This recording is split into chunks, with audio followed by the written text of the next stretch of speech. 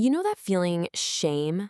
That deep gut level sense of what's right and wrong to show or do? What if I told you it isn't what you think it is? That it's not some timeless, universal moral compass, but a powerful cultural story we've just learned to tell ourselves? Well, today we're going to unpack a wild 120-year-old study that completely challenged the idea of what's natural.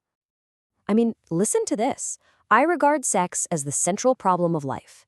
Even today, that's a pretty bold statement. But the physician Havelock Ellis wrote this back in 1897. He was placing sexuality not on the fringes of polite society, but right at the absolute heart of the human experience. For Victorian England, this was, well, it was totally revolutionary. So who was this guy? Who was the man behind this provocative statement? This is Havelock Ellis. He was a physician and a writer who decided to do something incredibly brave: apply the cold, hard lens of science to the one topic that was completely forbidden: human sexuality. And in his time, that was a seriously dangerous thing to do. And when I say dangerous, I'm not kidding. The risk here was staggering. We're not just talking about getting a few angry letters or some raised eyebrows. We're talking about the very real threat of being prosecuted. His work was seen as so potentially obscene that he couldn't even get it published in his own country. He actually had to go all the way to America to find a publisher brave enough to print it. But here's the thing. Ellis wasn't in it for the shock value. He was a scientist. He saw his mission as a search for, in his words, sincerity. His goal was just to cut through all the layers of religious dogma and social prejudice and just get the facts. He wanted to look at them squarely, no matter how uncomfortable those facts might be. So, armed with this commitment to just the facts, Ellis turned that scientific lens on one of the most powerful social forces out there: modesty.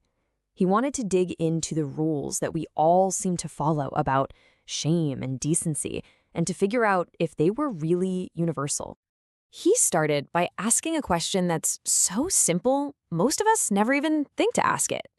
What is modesty really, Where do these rules even come from? And are they the same for everyone, everywhere, throughout all of history?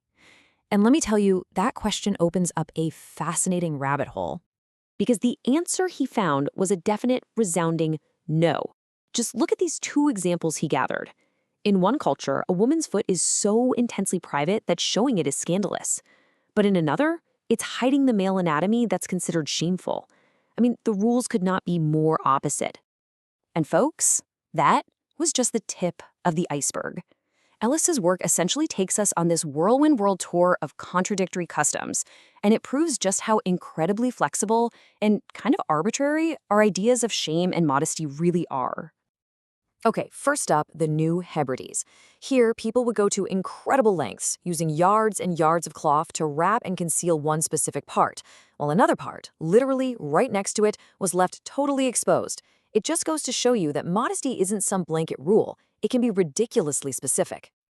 And it's not just about where you are, but when you are. Take ancient Rome. For a time, men and women bathing together in public was totally normal.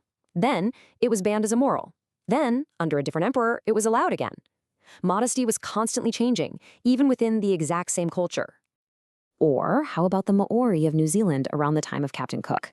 Here you see this super specific focus, where only one tiny part of the anatomy was carefully concealed. As for the rest of the body, one observer wrote it was shown with, quote, the most careless indifference. Isn't that wild? And the paradoxes just keep coming. Among the Crow Indians, you had women whose entire profession defied conventional modesty. Yet, in a totally different context, like childbirth, they showed what observers called striking modesty, refusing to be examined. It's proof that shame isn't a simple on or off switch. It's all about the situation. And just to bring it a little closer to home, think about 17th century Denmark. It was apparently totally normal for a guest to undress completely and sleep naked in a room with the host and their family. When someone asked them about it, they basically said they knew nothing of such shame. That's a custom that would be completely scandalous in most of Europe today. Okay, so the rules are all over the place. They're contradictory, they change over time. Ellis clearly established that. But the bigger, much more interesting question he had was, why? And this is where his work goes from just observing customs to trying to actually dissect the feeling of shame itself. So what Ellis concluded was that modesty isn't one single pure thing.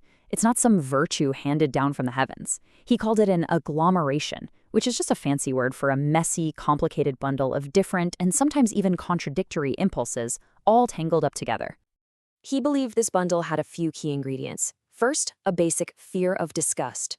An aversion to our body's other functions, which just happen to be anatomically right next to our sexual organs. Then you've got something he called primitive coquetry. Think of it like an instinctual playing hard to get that you see all over the animal kingdom. It's that retreat or concealment that isn't really about rejection, but it's actually part of the dance of attraction. And finally, you have clothing itself, which plays this incredible double game of both hiding us and drawing attention to exactly what's being hidden. Ellis actually brings up this 17th century poet Robert Herrick, who just nails this idea about clothing and attraction. The allure isn't always about total exposure. It's about setting a rule, defining the boundary of nakedness. It's the art of hiding just enough that really creates the spark. So, what in the world does this 120-year-old study mean for us right here, right now? Well, it kind of makes you wonder how these shifting sands of shame have shaped our own world, maybe in ways we don't even realize. Well, let's take a look at something as simple as a piece of clothing: women's underwear. In the mid-1800s, an English doctor had to literally argue for women to wear them, but he noted that most people considered them masculine and therefore immodest. But just a few decades later, they became an absolutely essential part of a modest woman's wardrobe. The very same item went from being shameful to being a requirement of shame. It's a total flip-flop. And that's the ultimate point. What Havelock Ellis does is he pulls back the curtain. He shows us that these feelings of shame and modesty that we assume are so natural, so instinctive, are actually, in large part, cultural scripts. They're scripts that we learn and that we perform. They feel incredibly real to us, for sure, but they are not universal, timeless truths. And that leaves us with a fascinating and maybe a little unsettling final thought. If our deepest convictions about something as fundamental as shame and decency are really just a story that we've all collectively agreed to tell, then what else is? What other parts of our so-called human nature are just stories we've been told?